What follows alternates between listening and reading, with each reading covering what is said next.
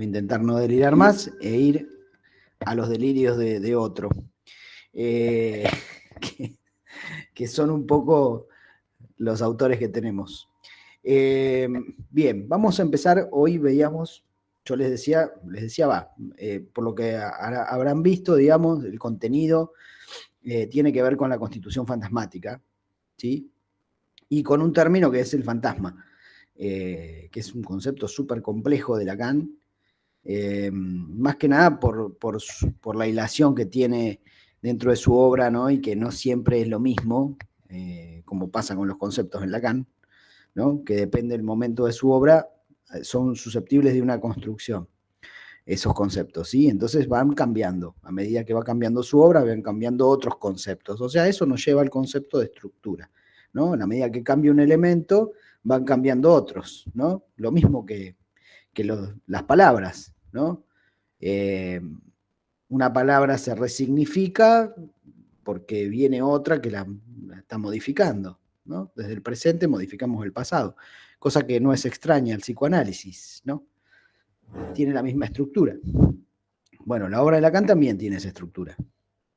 No de casualidad, diría yo, porque Lacan es como muy, muy genio y hace esas cosas que las muestra en acto el tipo, no solo en palabras, cosa que es muy importante para los analistas. Bueno, vamos a empezar un poco con esta noción de fantasma, vamos a apoyarnos para eso. Y prontamente lo que vamos a hacer es, les voy a dar, además de alguna actividad más relacionada a los conceptos de Freud, les voy a recomendar una película para que vean y que a partir de esa película empiecen a pensar algunos de los conceptos que venimos trabajando con Lacan, ¿sí? Capaz que la vieron en la película. El año pasado vimos un montón de películas que sugerían las alumnas, ¿no? Este año yo decidí tomar algo de eso y usarlo. Pero me parece que la película que por ahí más muestra algo de esto que estamos viendo y que deja igual el problema instalado, no es que resuelve nada, es Un milagro para Helen Keller, no sé si la vieron, la película, ¿no? Bueno, es una película fea, pero, pero que por ahí les va a servir para pensar algunas cosas, ¿sí? Es un poco naif incluso la película, pero como se trata de la constitución subjetiva, es interesante para los debates que se pueden armar. Bien, bueno, empecemos con el concepto, de una vez con lo que les hablaba acerca del fantasma. Para eso lo primero que les vamos a tratar de ver es un poquito la definición en el diccionario, ¿sí? De lo que es fantasma. Por lo menos ahí nos va a dar un panorama general y después nos vamos a meter con el teórico. Y si es necesario, volver a algún concepto. Bueno, ahí les comparto.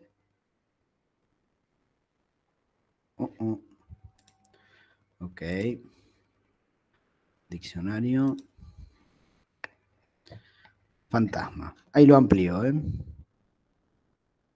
Para los chicatos. No sé si lo ven. Uy, upa, ¿qué pasó? Si lo ven a partir de celular, la voy a tener que ampliar un poquito más. Bueno, tanto no. Ahí se ve bien, supongo. Supongo bien, mal. Sí, profe, está bien. Bueno, bien. Dice así, ¿no? Este concepto de fantasma se apoya en el de fantasía freudiana, ¿no? Algo de eso pudieron, si leyeron el teórico, se van a dar cuenta un poco de eso.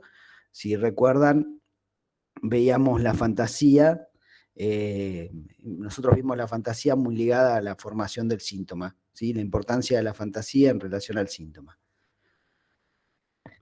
Bien, ¿qué nos dice acá? Nos plantea lo siguiente, dice, el concepto de fantasma, ¿sí? que es un concepto lacaniano, el de fantasma. En cambio, fantasía es de Freud. El concepto de fantasma es central en la obra de Freud. Dice, por cierto, el origen del psicoanálisis está vinculado al reconocimiento por Freud en 1897 de los recuerdos de de que los recuerdos de seducción son a veces producto del fantasma y no huellas de un abuso sexual real. Esto está diciendo el autor, ¿no? El autor no el autor, perdón, los autores del diccionario. Recuerdan que Freud pensaba en un trauma sexual, ¿no? Pensaba en la existencia de ese trauma y hay un vuelco en su teoría cuando Freud empieza a pensar, abandona esa teoría de la seducción, ¿sí? Y aparece el concepto de realidad psíquica. Voy a leerles un poquito esto, igualmente, así vamos repasando. Dice, este momento crucial en el desarrollo del pensamiento freudiano, tocan a la puerta, perdón, a ver.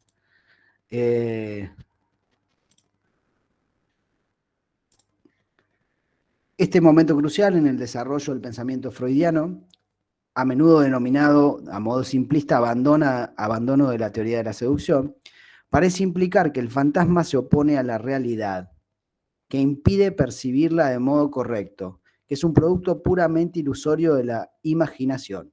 Pero, sin embargo, o sea, lo que Freud constataba era, che, pero ¿qué pasa? Todas estas mujeres histéricas que estoy atendiendo, a todas las abusó el padre, porque era lo que encontraba, ¿no, Freud? En lo inconsciente. A todas las abusó el padre. Upa, che, acá hay que sospechar, son todos perversos los padres. ¿Qué pasa? Entonces ahí dice Freud, la fantasía tiene un lugar acá, ¿no? Hay una fantasía. Entonces Freud dice, estas personas no enfermaron por algo que pasó, por algo fáctico, sino que enfermaron a raíz de sus fantasías, que tienen algo de relación con la seducción inevitable que producen los padres sobre los hijos, pero no con un abuso, ¿sí? Entonces, entre medio de los recuerdos aparecía la fantasía. Y acá lo que nos está diciendo, dice, parece implicar que el fantasma se opone a la realidad, que impide percibir. O sea, vamos a pensar que el fantasma o las fantasías, no, entonces si es fantasía, entonces no es verdad. Pero ¿qué dice Freud? No, pero por esas fantasías enferman. O sea que tienen más realidad incluso que los hechos fácticos. Eso. Esa es la realidad psíquica.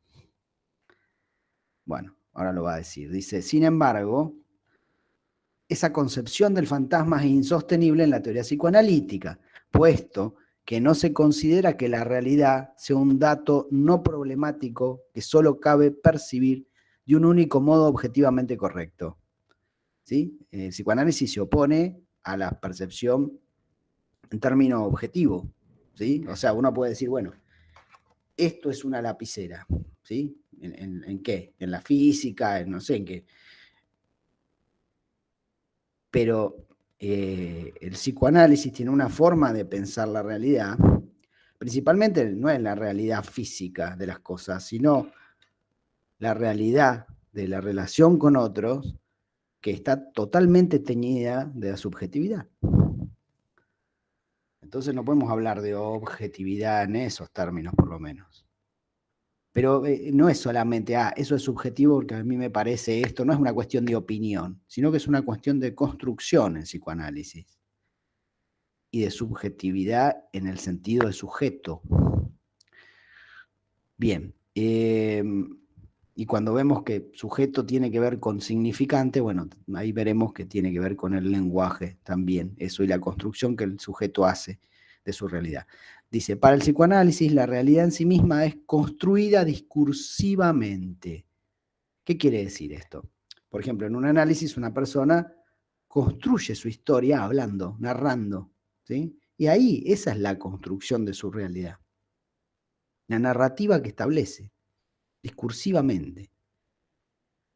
Por lo tanto, el cambio de idea de Freud en 1897 no significa negar la veracidad de todos los recuerdos de abuso sexual, sino el descubrimiento de la naturaleza fundamentalmente discursiva e imaginativa de la memoria.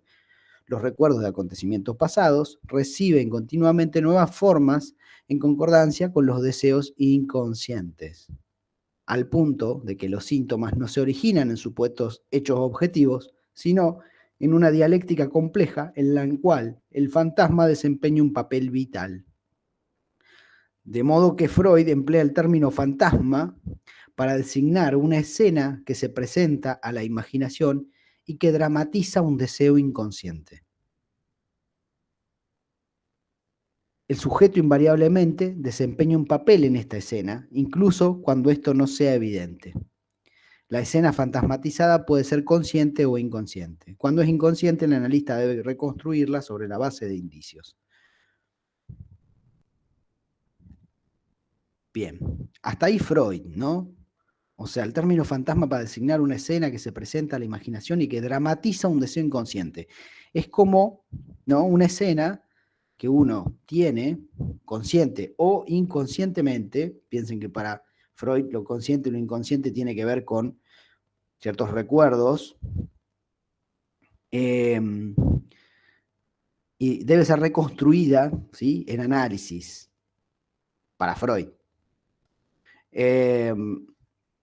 Y dramatiza, pone en juego un deseo inconsciente. Hay un ejemplo que da Freud en un caso muy conocido, que es el caso Dora, en donde ella lo que recuerda es una escena masturbatoria, ¿no?, que era bebé, que se chupaba el dedo y se tocaba a la vez. ¿Sí? Pero tenía que ver justamente, principalmente con la parte oral, ¿no? Era un fantasma oral de ella. Era una escena, bueno, en donde se escenificaba el deseo inconsciente. No recuerdo bien exactamente si era tan así la escena, ¿no? Pero bueno, Freud lo toma y nos habla, digamos, de ahí, de la fantasía, ahí, de la fantasía en su causación, en su lugar de causación, ¿sí?, de los síntomas. Bien, vamos a Lacan. Dice, si bien Lacan acepta las formulaciones de Freud sobre la importancia del fantasma y acerca de su causalidad, su cualidad visual como guión que escenifica el deseo, él pone énfasis en la función protectora. Compara la escena fantasmatizada con la imagen detenida sobre una pantalla cinematográfica. Así como es posible detener la película en un cierto punto para evitar una escena traumática que viene a continuación, también la escena fantasmatizada es una defensa que vela la castración. Estas son palabras de Lacan. El fantasma se caracteriza entonces por una cualidad fija e inmóvil. Entonces piensen, ahora vamos a ver a qué se refiere con la castración, ¿sí? Pero funciona como una defensa, como una, Lacan va a decir, pantalla. Antes de encontrarnos con lo traumático, que es la castración. Pero ahora veremos a qué se refiere con castración. Fantasma, término significativo, no lo habla Lacan, el concepto de un modo relativamente estable de defensa es evidente desde antes, en la obra de Lacan. Este concepto está en las raíces de la idea lacaniana de fantasma y de la concepción lacaniana de estructura clínica. Uno y otra son concebidos como modos relativamente estables de defenderse de la castración, de la falta en el otro. Cada estructura clínica tiene entonces que distinguirse por la manera particular en que emplea una escena fantasmatizada para velar la falta en el otro. Bien. Rescatemos esto, ¿sí? Y no nos adelantemos mucho más. Rescatemos esto, ¿no? Esta cuestión de defensa ante la castración, ante la falta en el otro. ¿Sí? Velar significa ponerle un velo delante de algo que es traumático, o sea, ponerle como una cortinita, como algo, una pantalla para que no se vea lo que hay del otro lado, ¿sí? Que podría ser lo que, lo estoy diciendo medio así de forma imaginaria, ¿no? Velamos algo, le ponemos un velo para que no se vea lo que está detrás. La ropa es un velo. Bien. Tomemos esto, defensa, velo ante la castración, ante la falta en el otro. y empecemos a hacer el recorrido que nos plantea Rabinovich.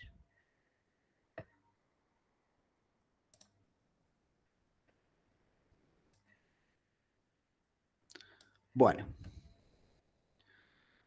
primero y principal, lo que va a hacer la catedrática es destacar, digamos, que, bueno, es una construcción de Lacan y que se apoya bastante, el concepto de fantasma se apoya bastante en la concepción de fantasía de Freud, ¿no? El lugar que tenían las fantasías. Ahora, esa construcción, ¿sí? Ahora que vamos a ir viendo, piensen que nosotros veíamos, o sea, decíamos hoy no, perdón, desde que empezamos a leer algo de Alba Flessler, ¿no? Que ella nos hablaba del lugar como objeto del niño, ¿no? En tanto objeto de deseo, de amor, de goce, ¿sí? Pero también que ocupaba un lugar, el niño, en el fantasma materno, ¿sí? Eso es lo que vamos a tratar de entender. ¿De qué nos está hablando cuando habla de que el niño ocupa el lugar de objeto en el fantasma materno, ¿no? Bien. Para eso tenemos que definir qué es el fantasma. Bueno, primero, el fantasma, además, les aclaro, es un matema en Lacan. Es este matema que está acá, que les estoy señalando. S barrado, losange, A. ¿Sí? Ahora vamos a ver. S barrado, acá no dice, rombo dice, pero eso se llama losange, eso, y el A. ¿Se acuerdan que el A también es un matema, ¿sí? Que en la época o pensándolo desde lo imaginario, ¿sí? En el registro de lo imaginario, Lacan nos habla de el yo, A', y el A, que es el otro, ¿sí? El otro semejante, el otro del espejo, del estadio del espejo que habíamos leído, si no, veces anteriores habíamos mencionado algo de esto, ¿no? El otro como semejante, el otro como el yo y el otro, pero que no es un otro, decíamos, no es un otro, sino que es el yo, es el reflejo del yo. Bien. Es importante, y acá lo voy a seguir aclarando igual en el teórico, distinguir, digamos, que cuando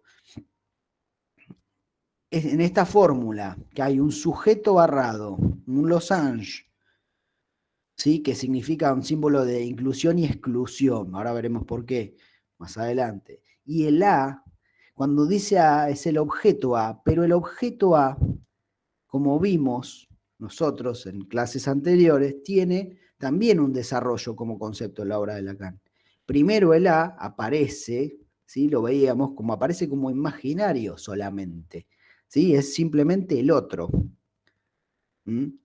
Y después el A empieza a tener connotaciones simbólicas, ¿sí? Y después reales en la obra de Lacan. Lo va a ir aclarando la autora. Si pudieron leer el teórico, les va diciendo algo de esto.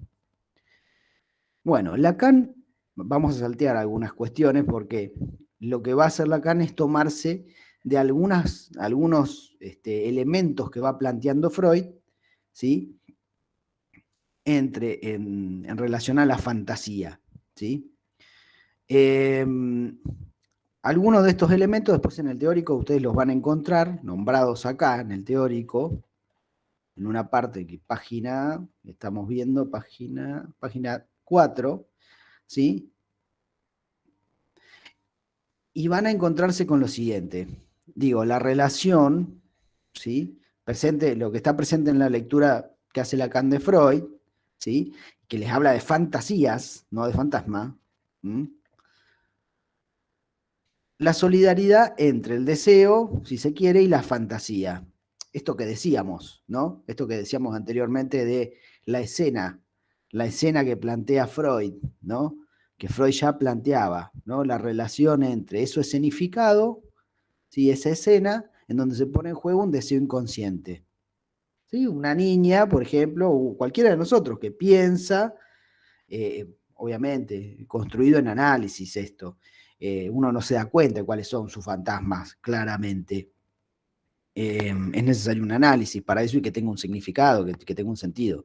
Pero digo, la fantasía a la que se llega, consciente o inconsciente, es la que está relacionada con una satisfacción autoerótica, ¿sí? ¿Se acuerdan de Freud? ¿Se acuerdan de la teoría de los estadios en Freud, por ejemplo, de la sexualidad? Que eran autoeróticos, ¿sí?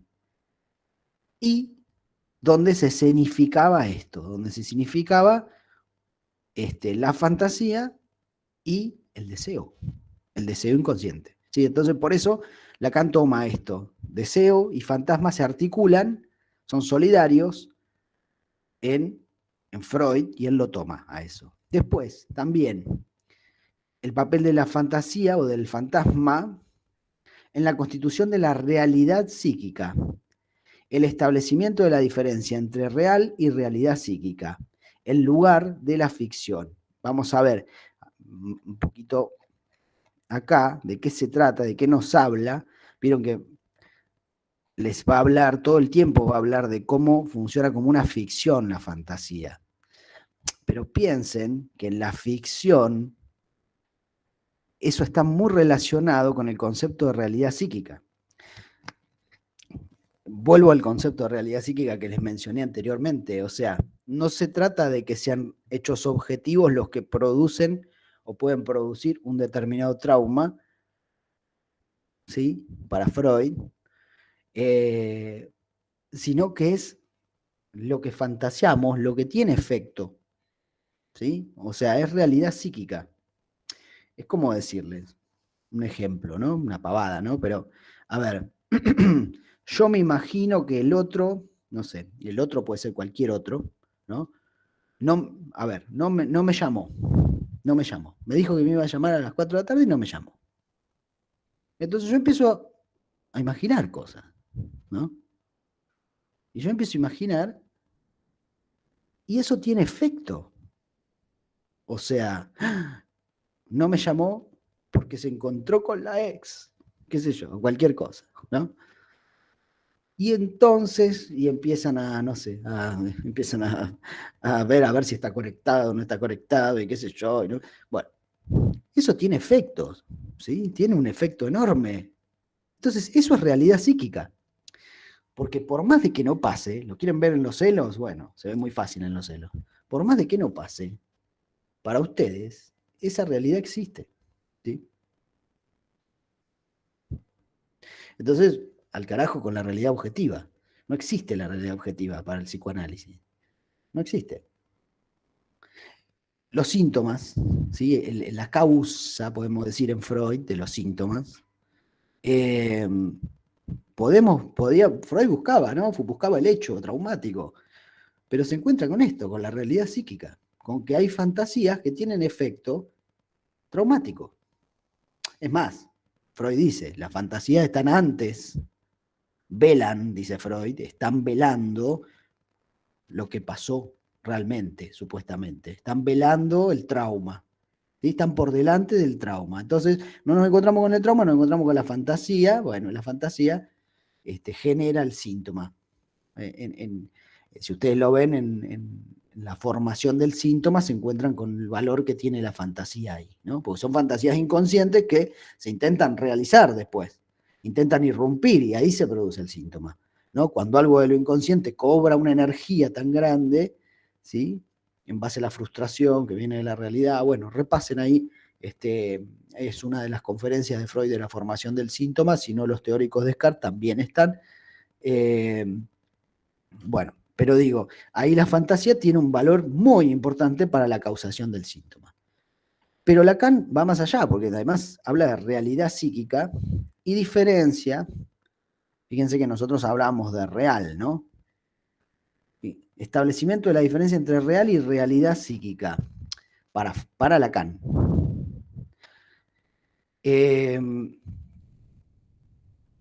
Bueno, lo podemos ver un poco más adelante. Lo que le quiero decir es que igual lo real justamente queda por fuera de lo que es la realidad psíquica. Pero les voy a decir eso nada más. Pero ahí acá es muy importante la estructura de ficción, que ficción no quiere decir mentira, ¿no? Más adelante lo dice Rabinovich. Ficción no es mentira. Ficción es una forma de decir algo de verdad, ¿sí? De decir alguna verdad, piensa en la verdad del deseo inconsciente, si se quiere, ¿no? La verdad acerca del deseo inconsciente, pero montando una escena para decirlo. Bien, acá está, la relación del fantasma con la escena, que luego se desdoblará en el fantasma en su relación con la mirada, en la voz, como en su relación con la mirada en la voz, como objetos propios que Lacan inventa. A ver, cuando está diciendo acá son los famosos, es el objeto A, lo que pasa es el objeto A mirada, el objeto A voz, son eh, los objetos parciales que, bien, que, a ver, los objetos son objetos parciales de la pulsión, que Freud lo trabajaba, ¿no? ¿Se acuerdan? ¿No? El objeto oral, ¿sí? El objeto, digamos, en relación a la pulsión, que es vicariante el objeto. ¿Recuerdan? Que nosotros decíamos, ¿no? Que puede ser en lo oral, para la satisfacción de la pulsión oral, satisfacción entre comillas, de la pulsión oral, que hay distintos objetos, ¿no? Pero Lacan, cuando dice, inventa lo que se llama el objeto A, va a ubicar ciertos objetos para distintas zonas erógenas, podemos decir, o para distintas pulsiones. Por eso habla de los objetos mirada, voz. Siempre hay algún objeto en juego, un objeto de la pulsión, podemos decir, en juego, en la escena del fantasma. Y también les dice, otras cosas que toma de Freud es el fantasma como defensa, solo que Freud no habla de la castración del otro, sino que habla de defensa ante lo traumático, y la relación del fantasma con el autoerotismo, ¿sí? Esto que ya decíamos, que ya les planteaba, ¿no? Ya lo planteaba Freud. Pero piensen, el autoerotismo. Piensen que la ficción que uno se arma, ¿no? En tanto fantasma, es una ficción que tiene que ver, y lo va a decir Lacan, con poder sostener el deseo.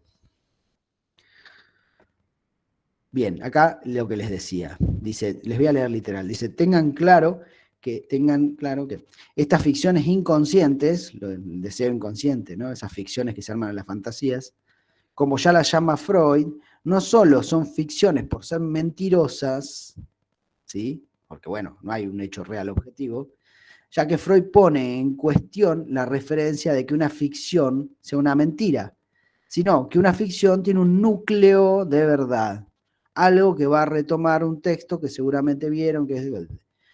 Pero lo importante es que una ficción, el fantasma,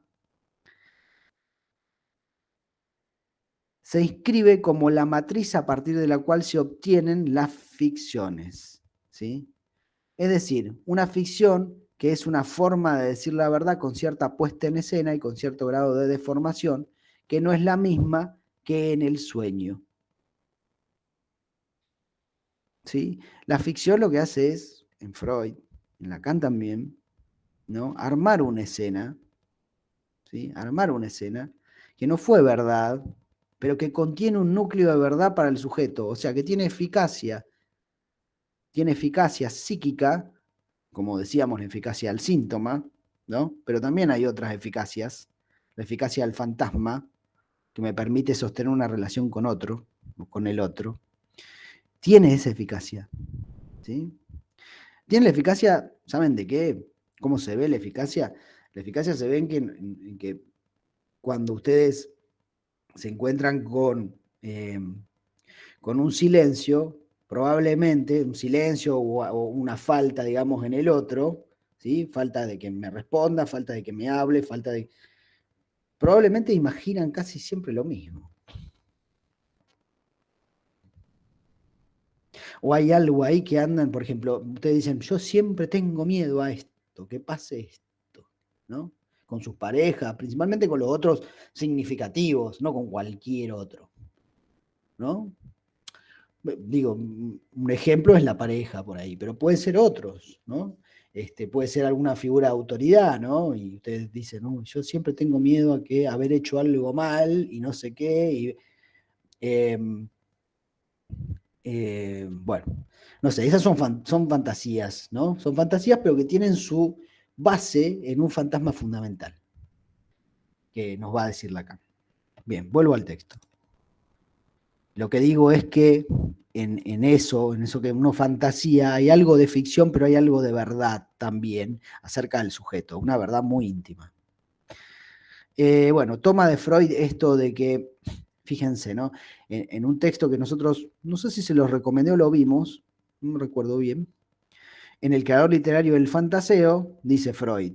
Freud compara el fantasma con el juego, fíjense, con el juego, cosa que es importante para los niños.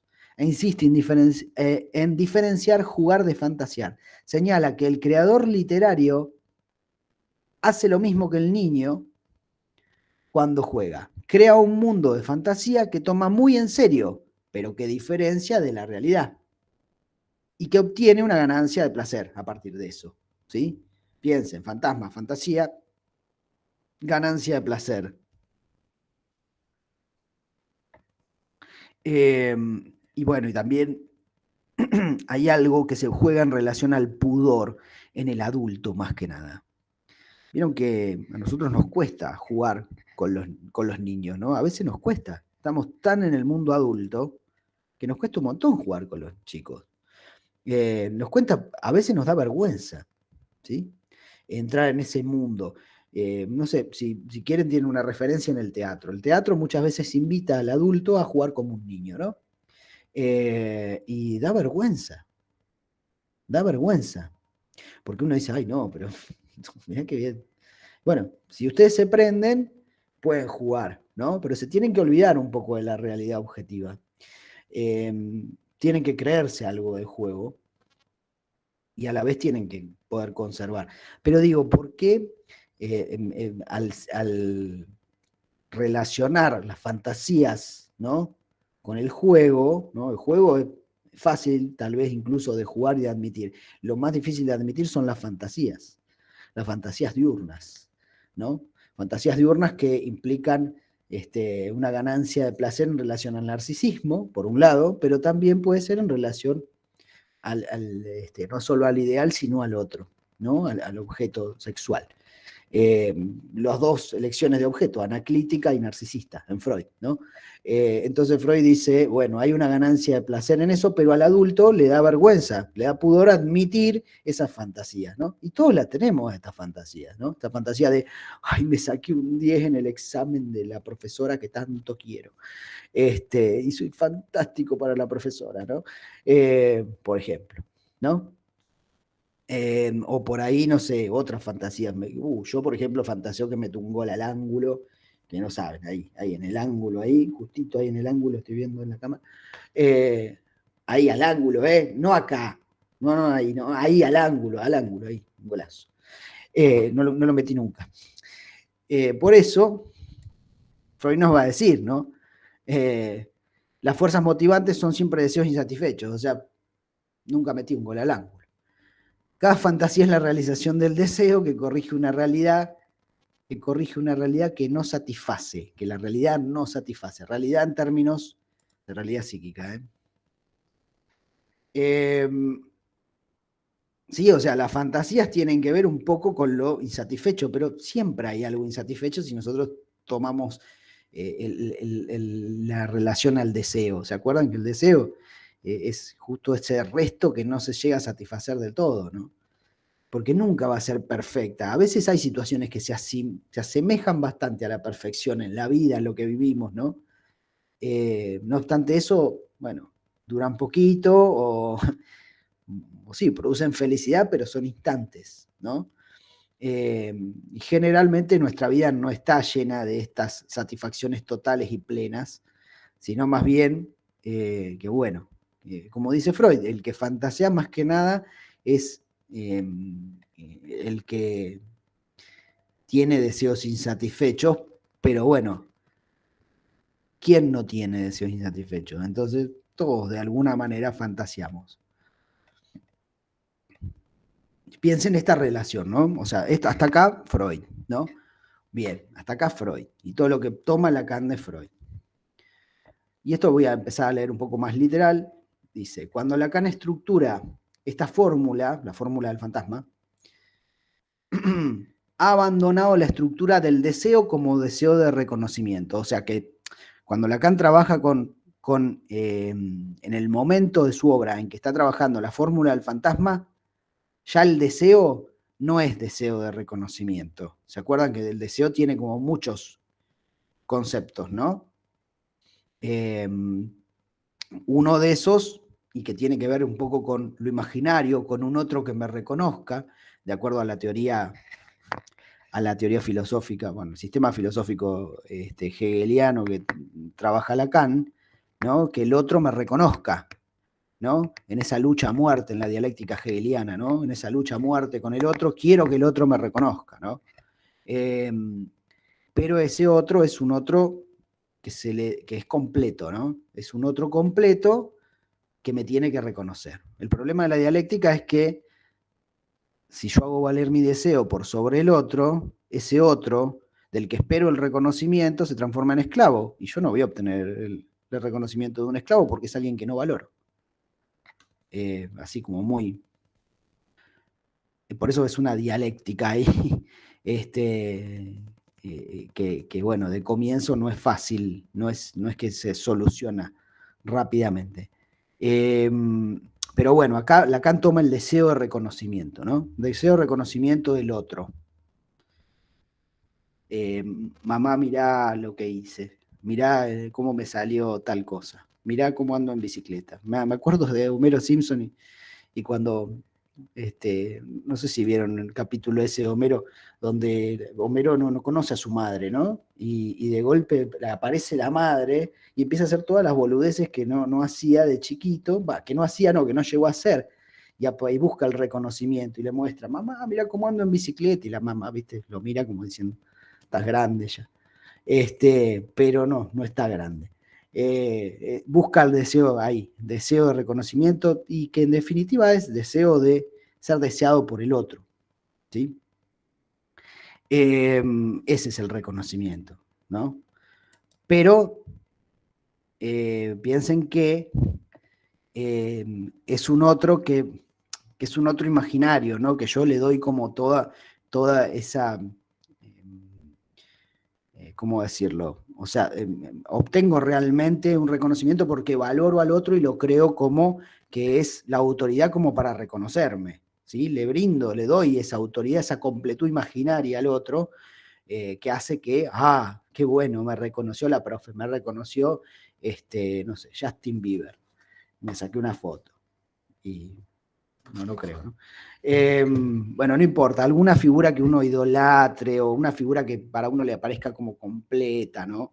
Imaginariamente, porque nadie es completo. Pero bueno, obtengo ese reconocimiento. El niño de la madre, por ejemplo, la niña, ¿no? También. Bien, entonces, en el momento que Lacan empieza a trabajar con la noción de fantasma, nos está diciendo de que ese deseo, ¿sí? No es el deseo de reconocimiento. La fórmula S barrado rombo A es, o sea, la fórmula del fantasma, es inseparable del deseo entendido como deseo del otro tachado, barrado, es decir, deseo del otro con mayúscula, que es lo que va a caracterizar la fórmula del fantasma en relación con el deseo del otro como barrado. Es decir, que es sinónimo decir otro barrado que decir otro deseante.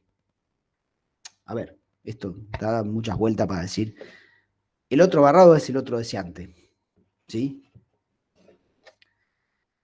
Si es otro deseante, es otro que tiene inconsciente, ¿sí? Otro no completo, otro castrado. Es decir, el fantasma se organiza en relación de este otro barrado, es decir, en relación al deseo inconsciente del otro. Recuerdan que la barradura del otro indica que el deseo del otro está también habitado por el inconsciente. Y acá podemos pensar a una madre con su hijo. La madre que tiene inconsciente. ¿Sí? Tiene un inconsciente esa madre. Si tiene un inconsciente, esa madre desea, pero, no solamente en términos de ese reconocimiento, sino deseo en términos de, justamente, de ese resto que no puedo satisfacer. ¿Sí? Entonces, el otro, cuando hablamos de deseo del otro, es un otro habitado por el inconsciente. ¿Sí? Es un otro que desea. Y ahí es donde entra la fórmula del fantasma. Es porque es importante que el otro sea barrado, porque si el otro es completo, no hay fantasma que valga ahí para ese otro. O sea, tiene ahora se van a dar cuenta que es una cuestión lógica. Bueno, el Losange les dice que implica inclusión y exclusión. Esto implica que hay una relación que al mismo tiempo es de inclusión y de inclusión entre el sujeto barrado y el objeto, relación sujeto-objeto. ¿Cuál es el primer problema que implica definir al fantasma de esta manera? El problema es que el fantasma está constituido por dos matemas, S barrado y A, que en la teoría lacaniana son indicadores de la subjetividad. Por un lado, el sujeto dividido del inconsciente, siempre dividido entre dos significantes, S1 y S2, ahora explico. Y por otro lado, el objeto, que es una de las primeras formas de ser del sujeto, fíjense que ser está entre comillas, de ser del sujeto en relación al otro. Entonces, dos formas en que el sujeto se presenta en la teoría lacaniana. Una en tanto que objeto y la otra en tanto que sujeto barrado. Cuando dice esto de S1 y S2, después más adelante lo explica. Igual, si ustedes quieren ver esto, lo van a encontrar en el teórico 4 de Rabinovich, cuando les habla de la cosa. No sé si lo pudieron leer. Igualmente en el teórico 3 también hay una referencia a esto.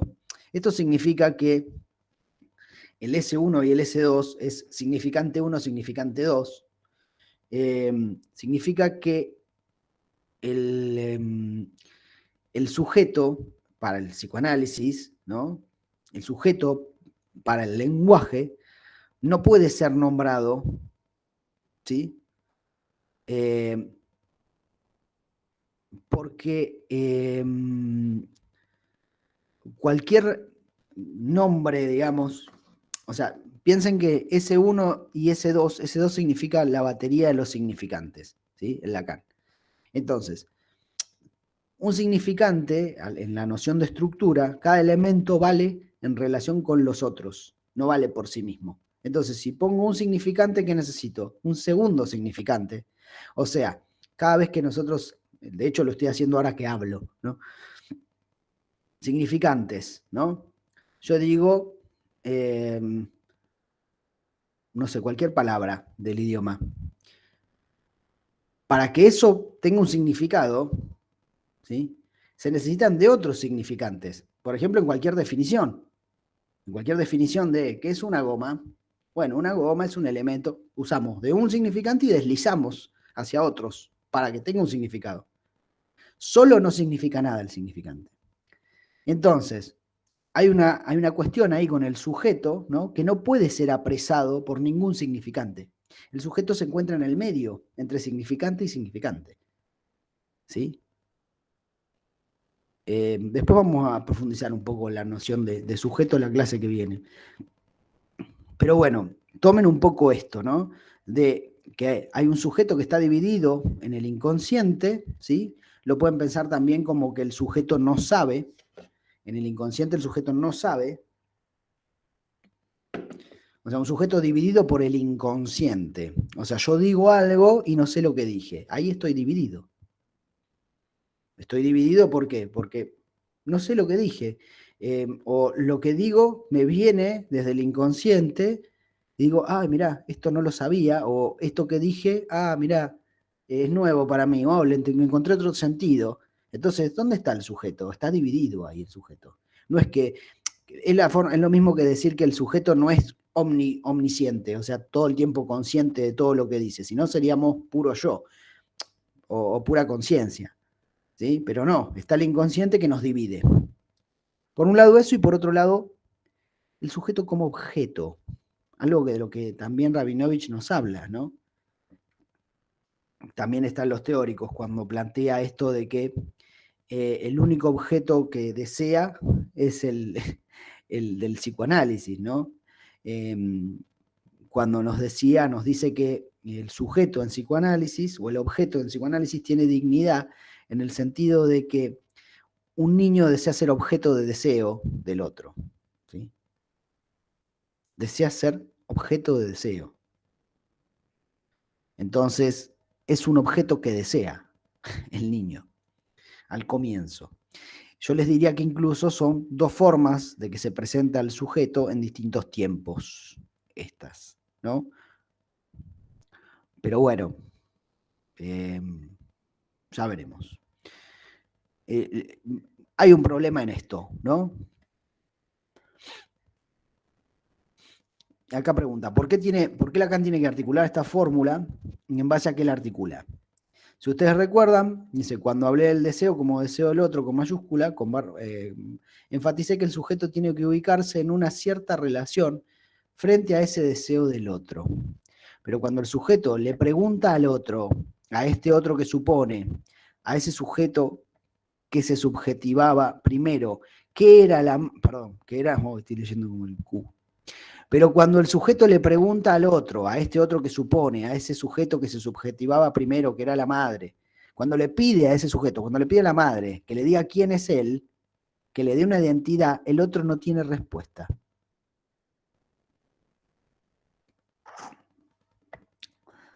No tiene respuesta desde el significante. ¿Sí? Eso lo vamos a ver un poco más adelante. Es esto que les decía del S1, del S2. Lo que podemos decir nosotros, lo que podemos pensar es que no hay respuesta, no hay significante que pueda nombrar al sujeto. Es esto, es el sujeto que se escapa entre significantes.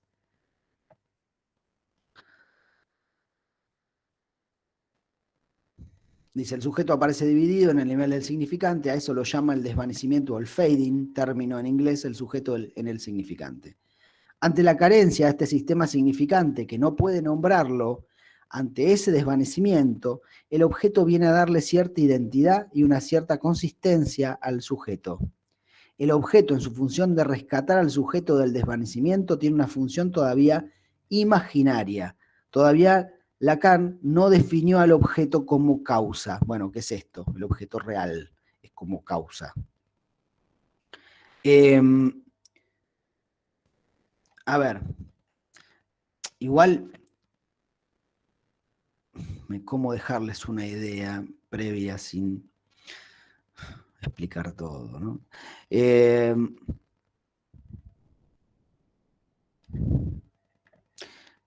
Bueno, les leo. Capaz que no llegamos a terminar, pero les leo. A ver.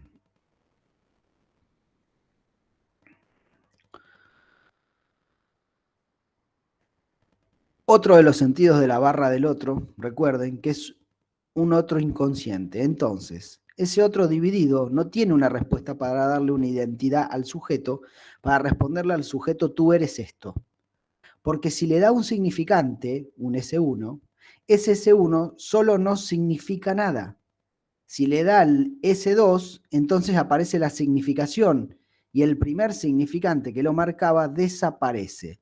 Es decir, que el sujeto, como sujeto dividido, nunca logra una identidad plena. Esto que dice, si le da el S2, entonces aparece la significación y el primer significante que lo marcaba desaparece. Piensen, es como la construcción del deseo metonímico, esto. O sea, si le da el S2, entonces no soy solamente S1, soy también S2. Entonces, la identidad cae en eso, porque no es solamente S1, sino que es S2. ¿Sí? S2 significa, no sé, esta explicación que les daba, ¿no? Cualquier definición. Piensen que esto se trata de darle una identidad a un sujeto. Bueno, no hay palabra que pueda designar, ¿sí? Piensen que, por ejemplo, algo que nos identifica, que nos da identidad es el nombre, pero el nombre, si bien ustedes pueden agarrar y buscar, bueno, no sé, tal nombre significa, y lo leen en algún lado, valiente y no sé qué, y arrogado y no sé qué carajo más. Pero eso no los identifica a ustedes, ¿sí? Los identifica más su nombre. Sin embargo, su nombre, piensen, o sea, es algo que uno dice, bueno, es mi identidad, mi nombre, pero bueno, como decía Borges, ¿no? Decir todo lo que soy es una forma un poco más compleja de decir que no soy. Y es eso, ¿no? Eh, Me nombro de una manera, de otra, con significantes que supuestamente me dan identidad, no obstante eso, a la vez es como que no alcanza. ¿Sí? Es esto, de que no alcanza. Los significantes no alcanzan para nombrar o para marcar una identidad plenamente. Entonces, del otro lado, como el otro es inconsciente y su deseo es inconsciente, no puede dar una respuesta al sujeto que le pide una identidad. Para eso, ¿sí? Para eso está el objeto. Cumple una función para que el sujeto no se desvanezca. Pero piensen, es como una respuesta ante algo que no la tiene, porque el otro no tiene la respuesta de quiénes somos. El objeto aparece como una suplencia de la identidad que no hay, pero tengan claro que es una suplencia, ¿sí? Es una suplencia, es algo que la identidad no existe, no está, no puede ser dada. Hay algo estructural ahí que hace que uno no pueda afirmarse en una identidad, ¿sí? Entonces es como un engaño de alguna manera el objeto. Pero bueno, piensen, la ficción tiene poder de verdad, tiene un núcleo de verdad. Dice, este mismo objeto va a formar el núcleo real del yo, moi, o moi en francés. El punto es que coexiste con el yo imaginario. Bueno, acá va a distinguir entre lo que es el objeto del fantasma y el objeto del yo. El sujeto dividido, preso en la metonimia deseante, recuerdan que el deseo es metonímico en este punto, se desplaza de un significante a otro sin nunca realizarse del todo. Lo que detiene el desplazamiento de la cadena significante es precisamente este objeto. ¿Qué es lo importante? Este deseo es sostenido en el fantasma y precisamente el objeto en el fantasma fascina al sujeto, lo retiene para que no se desvanezca como tal. Y esto mismo constituye el fantasma y por lo tanto es una forma de suplencia, la respuesta que el otro no puede dar. Está diciendo esto, me identifico con un objeto para dar una respuesta que el otro no me puede dar. Porque nunca hay una identidad plena. Por más de que me identifique con un objeto, nunca hay una identidad plena. ¿Cómo va a llamar Lacan esta imposibilidad de dar una respuesta del otro, ¿no? Esta imposibilidad del otro de dar una respuesta. La va a llamar el significante de la falta en el otro. La falta. ¿Recuerdan que decíamos que siempre falta un significante en el otro? Bueno, se trata de esto, o sea, de un significante que falta, pero que no es uno el que falta, sino que arma una falta, ¿sí? Que es total en toda la cadena significante. Es otra forma de llamar esto de que el otro no le puede dar una identidad, ¿sí? No puede responderle al niño, vos sos esto, ¿sí? Vos sos, yo te deseo por esto. Recuerden, el deseo es eso, ¿no? Que ese resto que queda innombrable, si se quiere. Por eso es metonímico. O sea, la metonimia es ir desplazándose de un significante en otro y nunca alcanzar. Dice en el seminario, 6 es la primera vez que empieza a aparecer el vuelco del objeto hacia lo real, o sea, del objeto en términos del real. Veíamos un objeto imaginario, simbólico, ¿sí? Y ahora Lacan va a producir este vuelco. Dice, y precisamente este real, que es el objeto, es aquello que viene a sostener al sujeto, recuerden esto que decíamos, sostiene para que el sujeto no se desvanezca, y es el objeto que el significante no puede volver a absorber. Esto es lo real. Eso que queda justamente entre significantes, lo real. Digo, o que ni siquiera puedo ni imaginarizar, ni nombrar desde el lenguaje. Es lo que queda por fuera de eso. Eso es lo real. Lacan marca algo muy importante. El fantasma aparece como una forma de dar respuesta a aquello que el otro no puede responder. Pero resulta que hay una estratificación de las respuestas. Bueno, eso lo vamos a ver más adelante nosotros. ¿Sí? Hay como distintas respuestas a eso que el otro no puede responder. Una de esas respuestas es el fantasma. Ahora, ¿por qué está el fantasma? Está porque el otro no puede dar una respuesta, entonces me respondo yo a partir del fantasma.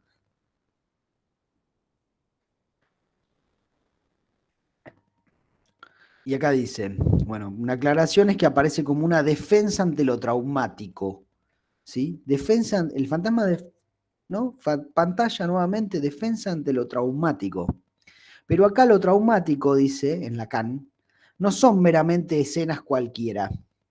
Son escenas, intentos de taponar algo o de reprimir, podemos decir, aquello que ningún sujeto quiere saber, que es que el otro no tiene respuesta, que no es garante de una verdad absoluta. Es el otro barrado, al otro al que le falta un significante, y le falta, o sea, al faltarle un significante, produce el efecto del lenguaje, ¿sí? Que el lenguaje tiene esto, que vamos de palabra en palabra, como estoy haciendo ahora nuevamente, vamos de palabra en palabra y nunca cierra del todo, ¿sí? Eso es, no hay una identidad absoluta. Puedo decir esto, pero después digo otra cosa y modifica esto que dije anteriormente, ¿sí? Ese es el lenguaje. Entonces el fantasma viene acá, ¿sí? En esa articulación entre un sujeto barrado y un objeto, a hacer como armar como una escena, ¿sí? Que responde a la pregunta que no me puede dar el otro. O sea, me da cierta identidad, el fantasma, en relación a esa respuesta que busco en el otro, ¿no? El otro está atravesado por el sistema significante, ¿sí? Esto pasa, ¿no? ¿Por qué no puede ser garante de una verdad absoluta el otro? El otro está atravesado por el sistema significante y es tan humano como nosotros. Es decir, lo único que puede es desearnos, pero no tiene una respuesta plena a qué somos cada uno de nosotros, ni domina la cadena significante, sino que es dominado por ella. O sea, es lo mismo que decir que el otro tiene inconsciente. La madre tiene inconsciente, entonces desea desde el inconsciente a ese hijo, a ese niño, ¿sí? Pero es desde el inconsciente. Y el deseo en el inconsciente, ustedes vuelven a pensarlo y dicen, ¿qué es el deseo en el inconsciente? Bueno, el deseo en el inconsciente es esto, este resto que no se satisface, pero que ¿qué? Pero que se realiza. ¿Cómo se realiza el deseo inconsciente? A partir de una escena, como la veíamos nosotros en el sueño. Pero ustedes dicen, no, pero no se cumple, estamos soñando nada más. Y bueno, pero así se desea, así es el deseo en el inconsciente, ¿no? Hay una realización en esa puesta en escena, en esa ficción que es el sueño, y el fantasma, ¿qué es? Es otra ficción, nada más que no estamos durmiendo. Es una ficción que nos ordena a nosotros el deseo, nuestro deseo. Piensen, nos ordena a nosotros como sujeto y como objeto, ¿sí? Es una escena en donde estamos como sujeto y objeto a la vez. ¿Qué es lo que Lacan agrega a lo que dice Freud? Dice que el fantasma, como esta respuesta en la que se articulan de un modo particular el sujeto barrado y el objeto A, todavía objeto en el deseo de este seminario, en este seminario, el fantasma constituye para Lacan el núcleo duro de la realidad psíquica. Recuerden que Lacan diferencia la realidad de lo real. Para él, la realidad en la que todos vivimos es esencialmente fantasmática, con lo cual pueden ver que queda cuestionado qué quiere decir el principio de realidad de Freud, ¿no? Lacan dice que lo que sostiene la continuidad de nuestra realidad psíquica es el fantasma. Por un lado es esto, ¿no? Por un lado el fantasma plantea esto, ¿sí? El núcleo duro de la realidad psíquica. Por un lado es eso, nos constituye la realidad, el fantasma. Leemos desde ese fantasma.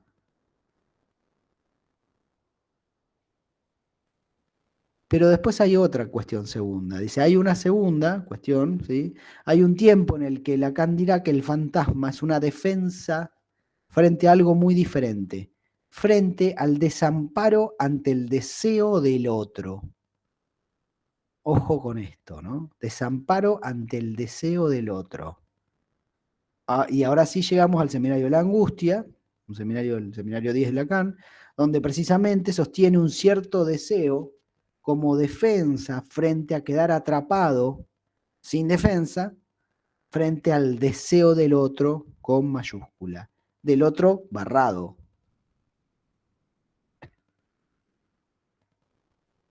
Ese deseo individual aparece como defensa. Bien, a ver. El fantasma como una defensa frente a esto del deseo del otro, al desamparo ante el deseo del otro, que es muy distinto, ¿sí?, de pensarlo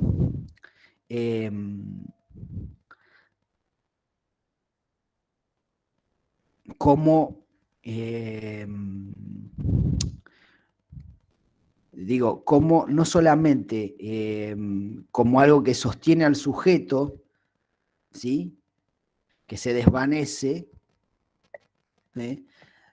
sino es como otra función, podemos decir. O sea, por un lado sostiene el deseo y sostiene al sujeto, pero por otra le permite defenderse del desamparo ante el deseo del otro. Cuando se habla del deseo, si bien el deseo nosotros lo vemos como algo que tiene que ver con la insatisfacción, no con la insatisfacción, perdón, con el resto que queda, ¿sí?, con ese resto que queda sin satisfacer de la demanda, de la necesidad ante la demanda. No obstante eso, digamos, el deseo se pone en juego en la cadena significante, ¿sí?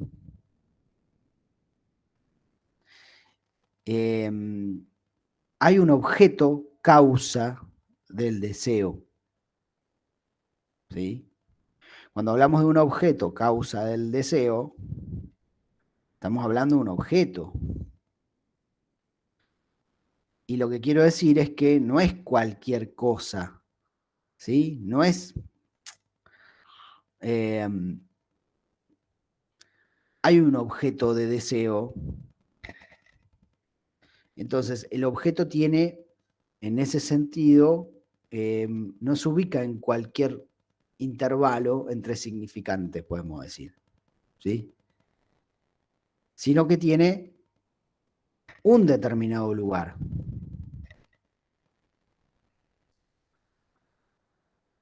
A ver, el ejemplo que daba Rabinovich en los anteriores teóricos era, me decís esto, me decís que me cuide, me decís que me lave, me decís que que me abrigue, me decís que coma, me decís tal cosa, me decís tal otra, ¿no? Le dice el sujeto al otro.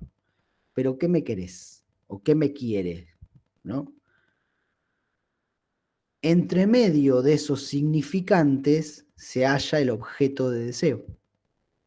El objeto causa de deseo. Ese objeto causa porque está perdido de alguna manera, pero sin embargo no se halla entre cualquier significante. Es como decir, una madre con respecto a su hijo le demanda ciertas cosas, demanda, pero en esas demandas no demanda cualquier cosa. La demanda se articula en el lenguaje, entre significantes, ¿sí? Entonces una madre le va a decir ciertas cosas a su hijo, va a querer ciertas cosas con respecto a su hijo, ¿no? Ahí es donde el niño, en esas cosas oídas por la madre o llevadas a cabo en acto por la madre, va a tratar de deducir o de armar su fantasma con respecto al deseo del otro. ¿Sí? ¿A qué objeto es él para el deseo del otro? Pero piensen que a la vez no hay respuesta para eso. ¿Sí? No hay respuesta desde el punto de vista significante. ¿Qué soy? Y bueno, no sé, pero yo te demando esto, lo otro, lo otro, lo otro y lo otro, dice la madre. El deseo es inconsciente, ¿sí? Bien, entonces, las estructuras clínicas, eh, a ver, las estructuras clínicas en esto que... a ver, las estructuras clínicas, que son formas de defenderse, ¿no? De defenderse eh, ante el deseo del otro, ¿sí? Lo preservan de esto justamente, ¿no? De quedar como en las manos del deseo del otro, o desamparado ante el deseo del otro, ¿sí? Por ejemplo, en la histeria siempre hay problemas con el deseo. En la histeria siempre hay un deseo que es insatisfecho, ¿sí? El deseo insatisfecho de la histeria. El deseo prevenido en la fobia y el deseo imposible en la neurosis obsesiva. Son formas del deseo, ¿sí? Formas del deseo que se presentan en las estructuras clínicas que hacen a la enfermedad mental o a la psicopatología, ¿sí? O a los tipos de neurosis, diríamos, acá, o de fobia. En la fobia hay un deseo prevenido. Fíjense que siempre se escapa al deseo. En el neurótico obsesivo es imposible el deseo. Y en la histérica es insatisfecho. No sé, eso lo verán igual más tarde en psicopatología, pero lo que le quiero decir es esto. Que hay un deseo ahí que es como que si no llegara a realizarse, ¿sí? ¿Pero por qué? Dice, ese deseo individual aparece como defensa ante caer en manos del deseo del otro. O sea que no realizan el deseo porque si no quedan en manos del otro. ¿Sí? En el caso de las patologías que se defienden de eso, de quedar desamparados ante el deseo del otro. Entonces, interponen ¿qué? El síntoma. ¿Sí?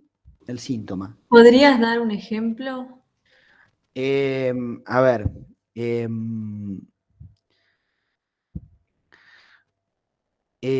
ver, si pensamos, no sé, el síntoma, por ejemplo, en Dora, ella tenía como una identificación, en el síntoma tenía como una identificación con el padre, ¿sí? Y a la vez había una identificación con otra mujer, ¿sí? Por ejemplo, con lo que, llama, lo que se da como ejemplo es la... o sea, Dora tenía el tema de que, como toda histeria, de que no sabe qué es una mujer, ¿sí? Entonces, para eso arma identificaciones. esas identificaciones por ejemplo, establecen, digamos, una identificación, entonces, denme un segundo, que ahora ven.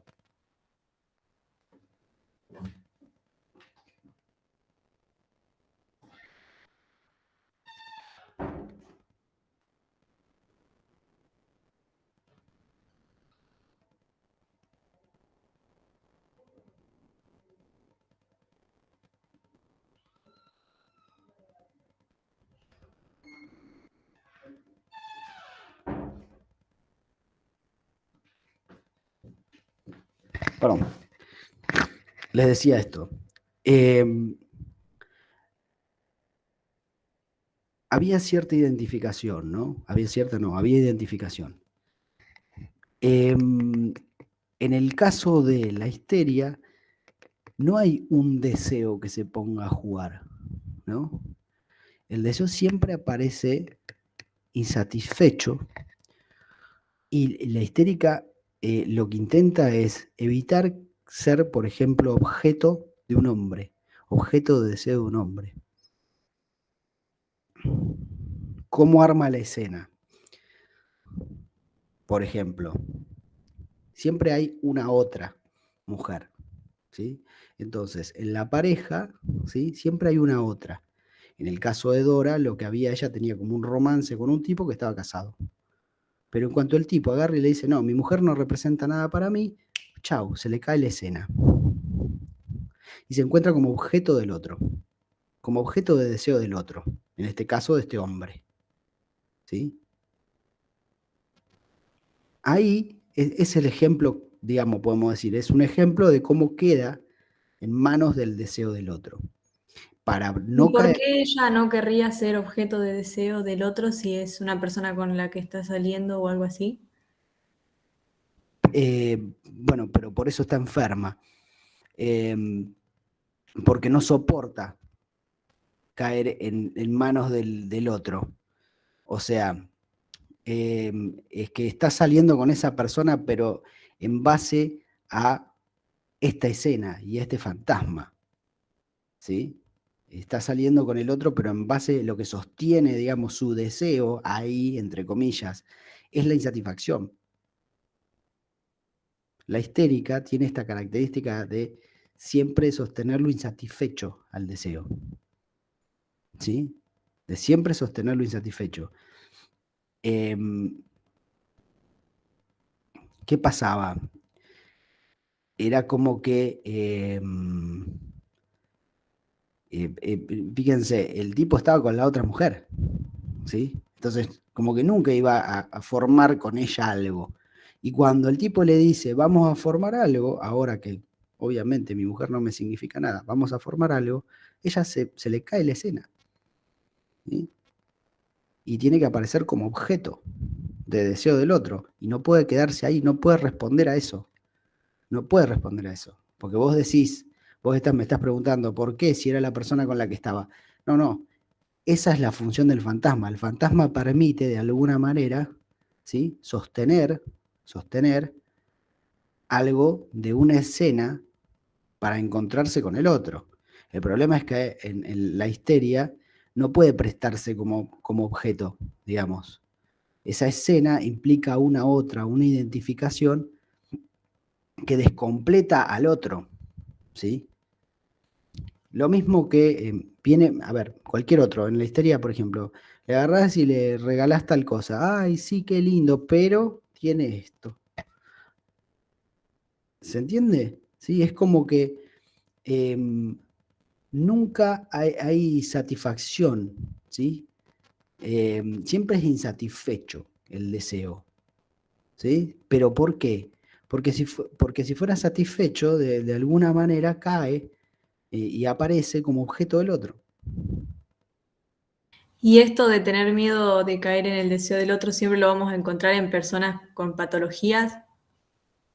Sí, sí, no, pero esto no, es común a todas las estructuras clínicas. Lo que pasa es que fíjense que el deseo es insatisfecho, es prevenido en la fobia, imposible en la neurosis obsesiva. esas formas del deseo no permiten la realización del deseo, ¿sí? O sea, es un deseo que no se realiza. Y no se realiza por miedo a caer en las manos del deseo del otro. Son fantasmas, pero podemos decir de las patologías, ¿sí? Pero también hay fantasmas que no, bueno, un poco, tiene algo de esto, ¿no? El problema de la patología es que lo hace imposible o insatisfecho o prevenido al deseo y nunca se realiza. Entonces una persona con el deseo que no, digamos, complicado en relación al deseo, ¿sí? Eso pasa en las patologías.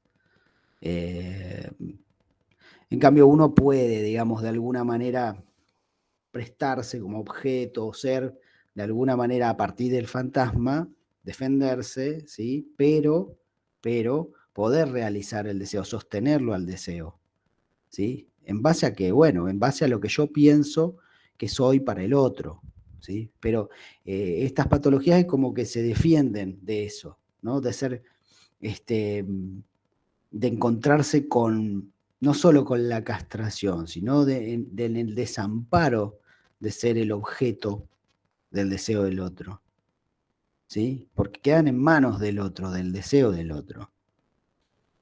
Es como decir, no sé, la diferencia entre la patología y la neurosis, digamos, no eclosionada, vendría a ser como esto de me estoy defendiendo todo el tiempo, ¿no? Me estoy defendiendo todo el tiempo, pero la defensa que implica, digamos, el no deseo, ¿sí? O el obstáculo para el deseo. En cambio, una persona sana, entre comillas, sana, normal, super comillas, póngale, puede desear. ¿Sí? El fantasma le sostiene el deseo. Le sostiene el deseo. Y puede desear justamente por eso, porque no se encuentra con lo traumático. ¿Sí? Sigo leyendo un cachito, a ver si se entiende un poco más. Dice, es decir, que al mismo tiempo no saber de la falta de garantías del otro, no saber que el otro está castrado, es una forma de vérselas con el deseo del otro y no caer como causa de ese deseo. ¿Sí? Es decir, que al mismo tiempo no saber de la falta de garantías del otro, no saber que el otro está castrado, es una forma de vérselas con el deseo del otro y de no caer como causa de ese deseo. Y de no caer como causa de ese deseo. ¿Sí? O sea, no saber acerca de la castración del otro.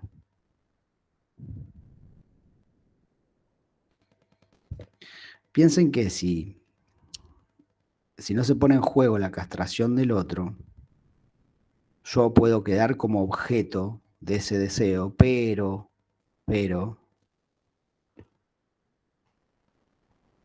ojo, porque puedo quedar como puro objeto, ¿sí? Y ahí hay algo, ¿no? En realidad las neurosis lo que hacen, ¿sí? Es taponar esa castración prestándose como objeto para el otro.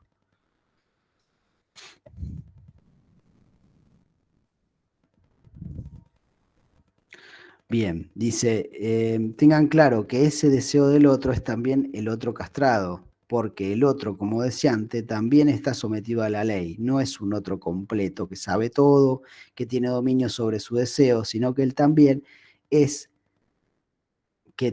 él es determinado por ese deseo en sentido inconsciente.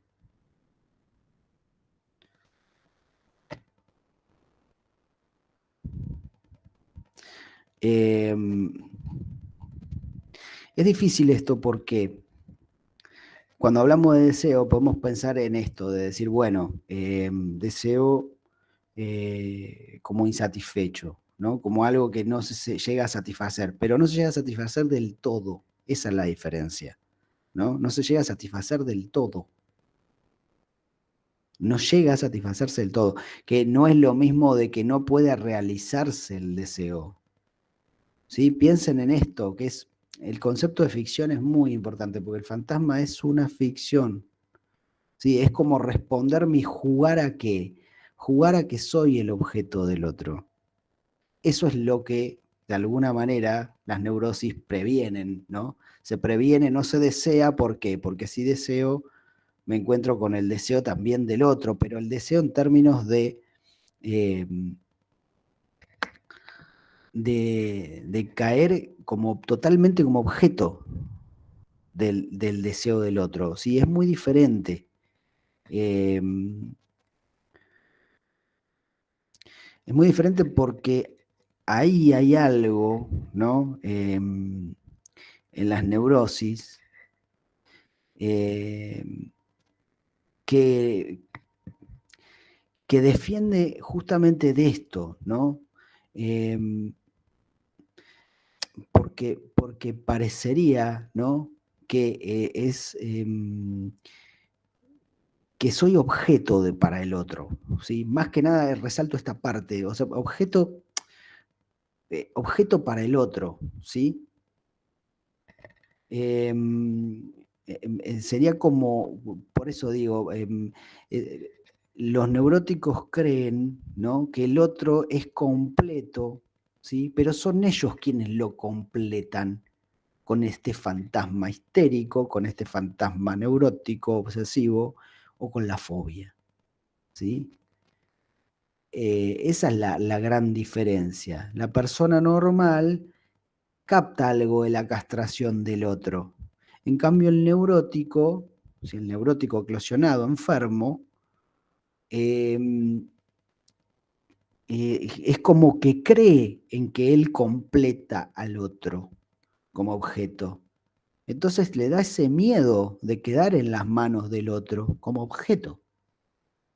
¿Sí? Es como decir, bueno, yo soy todo lo que mamá desea. Da miedo. ¿Por qué? Por el Edipo, si quieren. ¿Sí? Mi mamá me quiere a mí y nada más. No hay nada más aterrador que eso, porque quedo como un objeto del otro. ¿Se entiende? En el sentido más eh, menos digno de objeto, al contrario, como objeto, realmente como objeto. El neurótico arma, digamos, estos fantasmas donde se escapa justamente a ser el objeto de deseo del otro, ¿sí? Eh, por esto justamente, por esta cuestión de que lo consideran como completo, que son ellos lo que lo completan, o sea, eso se llama falo imaginario, ¿sí? Soy yo el que completo al otro, soy el falo imaginario, soy todo lo que el otro quiere y no quiere más cosa que esa, mata el deseo y él queda como objeto.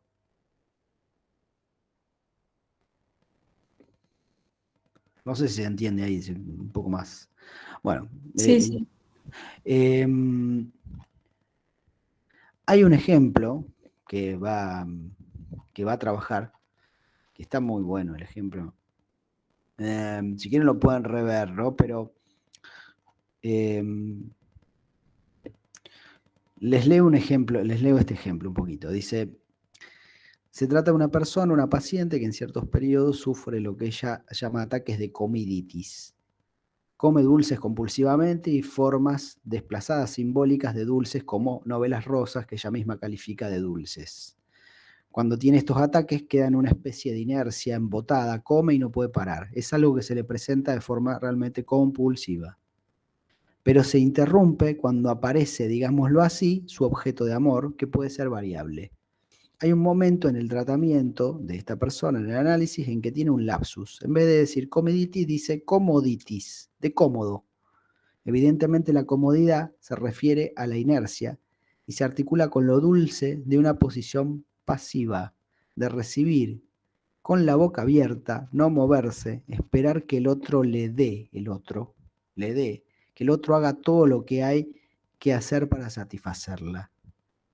Y de cómoda y comida, podemos decir así, se despliega toda una serie de elementos con un fantasma que se puede formular así. Se le dan dulces a un niño. Tenemos aquí un fantasma articulado con el objeto oral y que remite este axioma. Perdón, ¿a qué remite este axioma? A lo que será la figura central del deseo materno, que era el abuelo materno, o casualidad, pastelero de profesión, era cocinero de dulces y era el que daba de comer dulces a todas las mujeres de la familia en la que eran solamente mujeres. El abuelo era el único hombre. Observen que hay un axioma en el cual tanto el objeto comida, la pasividad de estar recibiendo, es una posición de mucha pasividad, donde esperaba en la vida que la gente le dé. Hay una relación cómodo-comida. Aparece en el fondo una posición oral de dejarse alimentar. Este fantasma, evidentemente, la protege de un deseo materno en el cual su lugar de causa no era precisamente el oral, sino, falta una O, otro. El fantasma fundamental de esta chica, ¿sí? De esta paciente, digo, chica, yo no sé si es chica, pero parece chica, tiene que ver con esto, ¿no? Se le dan dulces a un niño, ¿no? La fórmula,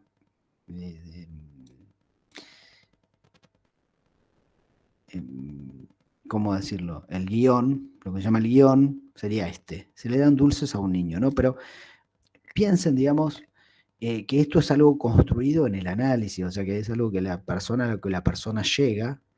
Fíjense, a partir de un lapsus parece que se aclara bastante la cosa, pero implica una posición, como decíamos hoy, en relación a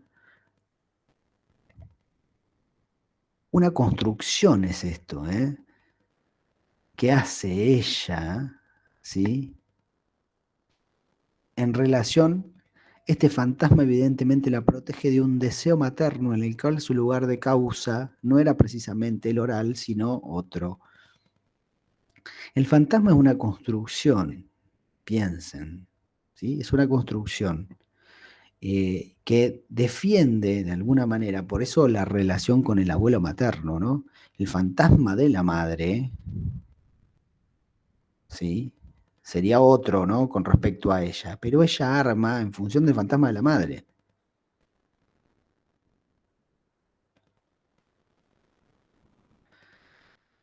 A lo que será fíjense, ¿a qué remite este axioma? Objeto oral, ¿no? ¿Qué objeto es ella para esa madre?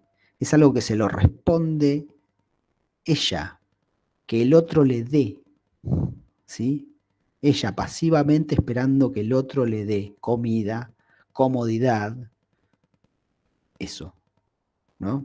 Lo cual piensen, puede crear una posición bastante complicada con respecto al deseo en la vida, ¿no? Se va a tener que encontrar con gente que puede pasar, que le dé, ¿no? Eso, que le dé, espera de los hombres eso, el único hombre, el abuelo, ¿no?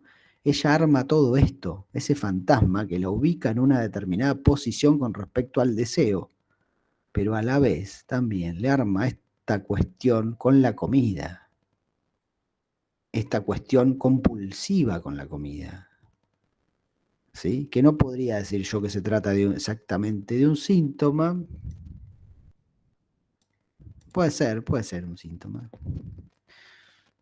Habría que ver. Pero digo, piensen cómo esto la puede llevar a grandes problemas en su vida, ¿no? Por ejemplo, este fantasma.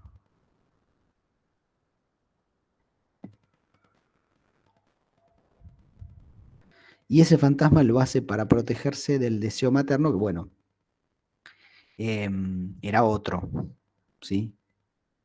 Era otro.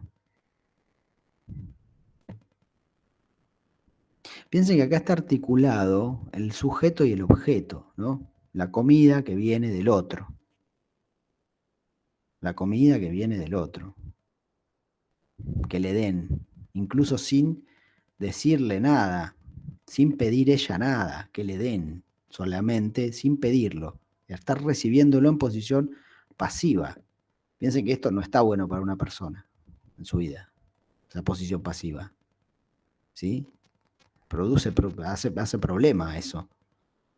Pero a la vez es como eso que le permitía de alguna manera protegerse de ese deseo materno que andás a ver cuál era, ¿sí? Pero bueno, la construcción del fantasma. Ahora, piensen, un niño ocupa el lugar de objeto dentro del deseo materno, ¿sí? Ahora, ¿qué va a tener que hacer el niño? Armar su propio fantasma para no quedar al desamparo o desamparado ante ese deseo materno. Pero en un comienzo, el niño aparece como objeto del deseo, objeto del fantasma del deseo materno, ¿sí? En el comienzo de la vida. En el comienzo de la vida aparece como objeto de ese fantasma del deseo materno. Ahora, el niño va a tener que armar su propio fantasma para poder no quedar ahí como ese objeto de deseo materno, ¿sí? Desamparado ante ese objeto de deseo materno, porque si no seríamos lo que nuestras madres decían que seamos de alguna manera, ¿sí? Igualmente eso tiene un límite, ¿por qué? Porque el deseo materno es deseo. Entonces se dice, pero no puede darnos una identidad, ¿sí? No puede encarcelarnos en esa identidad. Hay una imposibilidad ahí, que el niño tiene que poder empezar a indagar, ¿sí? Y a preguntarse qué me quiere. Y ahí cuando se pregunta qué me quiere, es cuando empieza a construir su deseo y su fantasma, ¿sí? Porque hay una imposibilidad en el otro, ¿sí? Hay una imposibilidad. Pero bueno, el niño queda como objeto causa, ¿sí? Del deseo. Pero hay una imposibilidad igual, hay estructural. Decíamos esto del lenguaje. Decíamos esto, o sea, así como hay estas cuestiones de la pérdida, ¿no? De la falta, la pérdida, ¿sí? Y la causa que veíamos en el objeto, bueno, un niño ocupa ese lugar de objeto, causa, pero también de objeto que es de amor y también de goce, ¿sí? Entonces, objeto, causa de deseo, amor y goce. Pero ojo, que un niño puede quedar muy gozado, ¿sí? Desde ese lugar, ¿sí? Bueno, hay que ver qué lugar ocupa dentro del fantasma materno ese niño. ¿Mm? El tema es que em,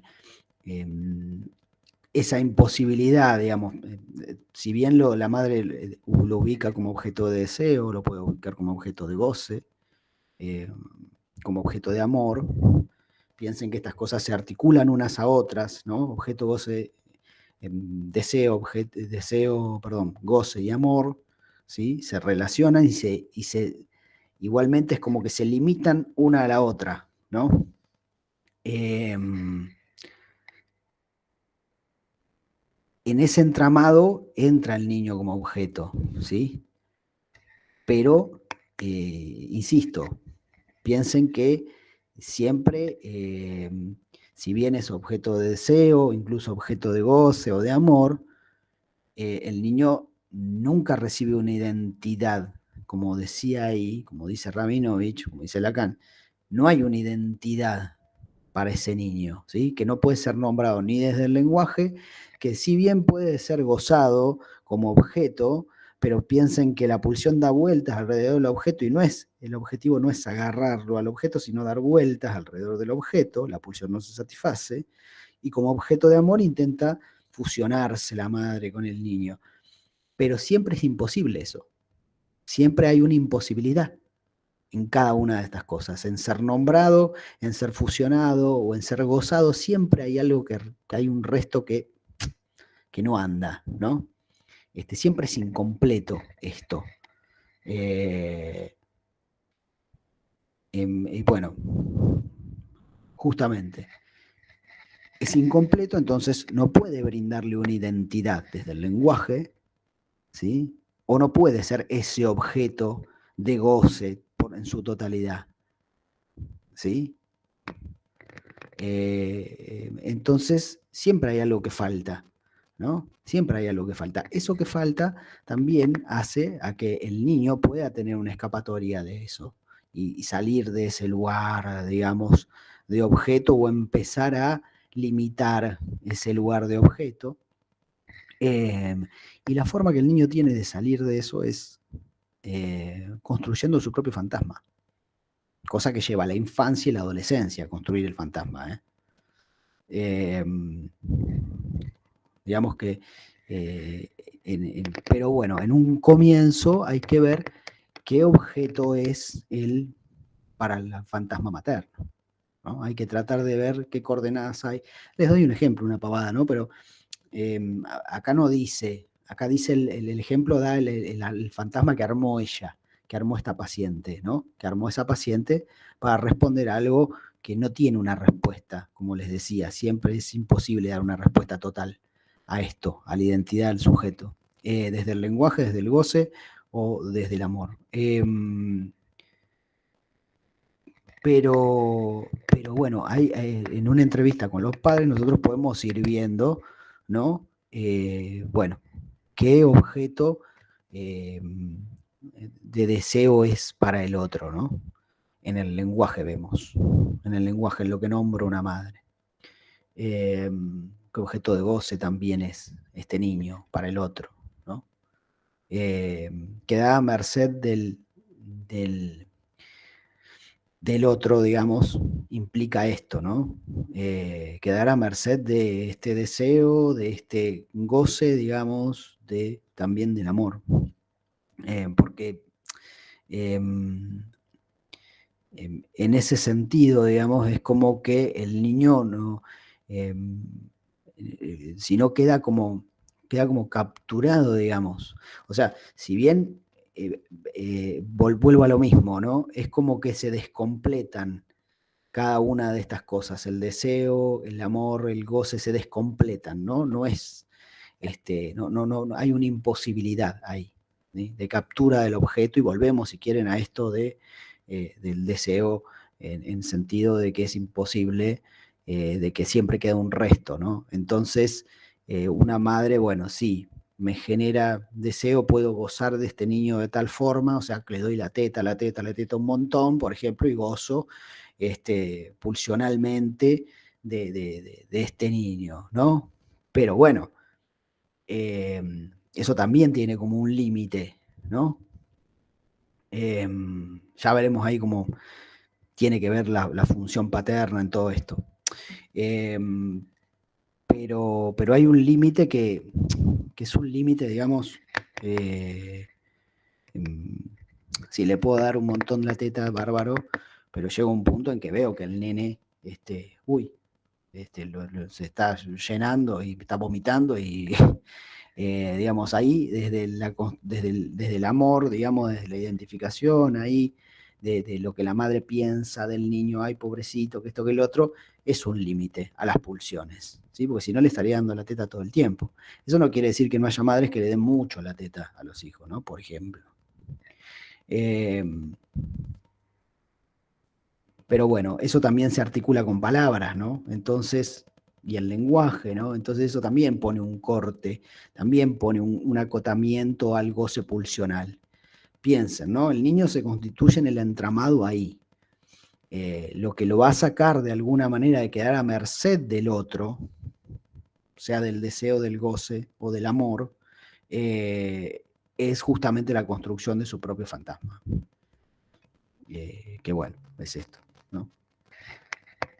Ahora, una vez que se construye el fantasma y tiene un hijo, ese niño va a ubicarse ahí como objeto del fantasma para esta persona que construyó su fantasma. ¿Sí? Y volvemos otra vez a lo mismo, a que ese niño va a tener que armar su fantasma para no quedar ahí como objeto del fantasma de... ¿Sí? Por ejemplo, esta chica, seguramente si tiene un hijo, se lo iba a querer comer, entre comillas, ¿no? No de verdad. Bueno, dejamos acá.